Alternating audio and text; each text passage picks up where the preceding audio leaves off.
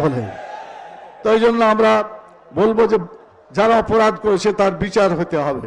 এই বিচার না করে কিছুতেই আমরা ছাড়তে চাই না, কথা ঠিক কিনা বলেন?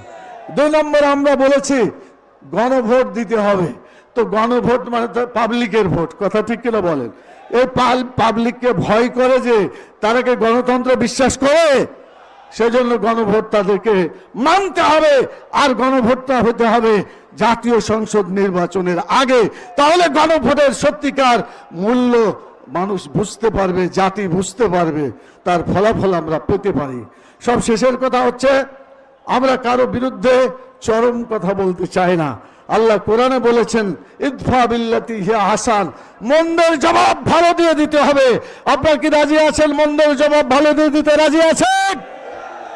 তাহলে সংগ্রাম, মারামারি, জুলুম, অত্যাচার, নির্যাতন কমে যাবে।